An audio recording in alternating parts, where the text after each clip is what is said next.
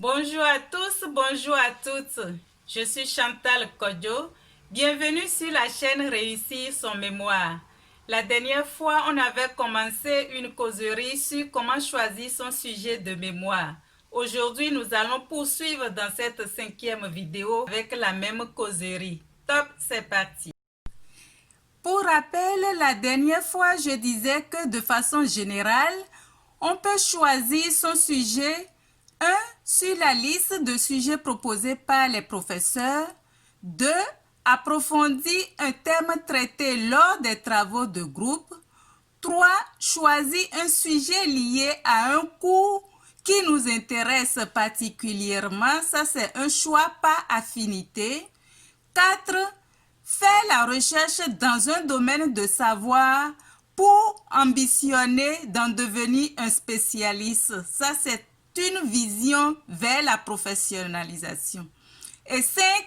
Formuler son sujet dépendamment du type de recherche qu'on voudrait effectuer, soit une recherche qualitative, soit une recherche quantitative.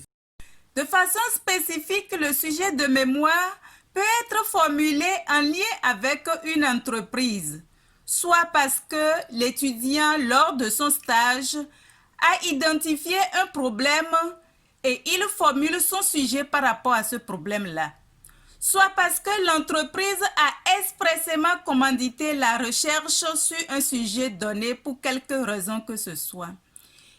Dans ce cas, il est important que le sujet soit pertinent pour l'entreprise et que l'étudiant obtienne la validation des responsables de cette entreprise. Dans ce cas également, l'étudiant doit mettre du cœur à la tâche. Peut-être que cette recherche peut déboucher sur un emploi pour lui plus tard. Le sujet peut être également formulé en lien avec un projet scientifique, académique ou un projet de développement plus global.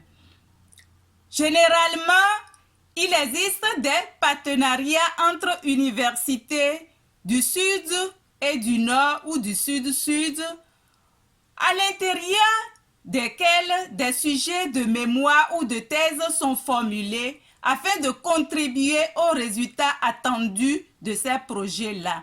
Dans ce cas, l'étudiant n'a pas trop le choix. Il s'inscrit dans une équipe de projet.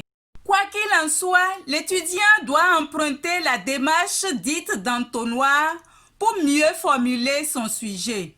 Par exemple, son idée de sujet peut porter sur les souffrances en contexte migratoire. On voit que ce sujet est trop large. Il doit se poser un certain nombre de questions qui vont l'aider à mieux affiner la formulation de son sujet. Par exemple, de quel type de souffrance s'agit-il? De quelle cible s'agit-il? Des déplacés de guerre? Si oui, de quel pays, de quelle région du monde? S'agit-il des étudiants, des travailleurs migrants? Si oui, de quelle région du monde? Il peut aussi se poser des questions autour des situations factuelles potentiellement génératrices de souffrance dans le pays d'accueil. Par exemple, s'agit-il des souffrances liées aux démarches administratives en vue de l'obtention du titre de séjour ou des souffrances liées à l'insertion sur le marché de l'emploi ou de l'intégration sociale ou communautaire dans le pays d'accueil. Il peut aussi se demander quel type de recherche il va effectuer, recherche qualitative ou quantitative. Dans l'exemple que je donnais tout à l'heure, vous voyez en rouge la formulation large du sujet, souffrance en contexte migratoire. Et en vert plus foncé, le sujet un peu plus réduit, souffrance psychique en contexte migratoire. En vert un peu plus clair, encore le sujet plus réduit, souffrance psychique en contexte migratoire, cas des déplacés de guerre. Même ça, c'est toujours large. Et l'étudiant peut aller plus loin en formulant le sujet de la manière suivante. Souffrance psychique en contexte migratoire, cas de 3 familles arméniennes en Belgique, par exemple. Voyez-vous, c'est la démarche dite d'entonnoir, partie du plus large au plus réduit possible. Voilà, nous sommes au terme de la 5e vidéo.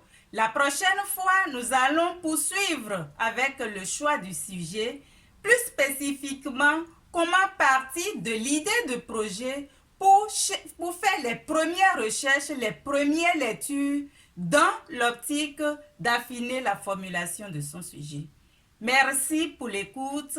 Partagez la vidéo autour de vous. Vous pourrez aider un proche. Abonnez-vous massivement et à très bientôt.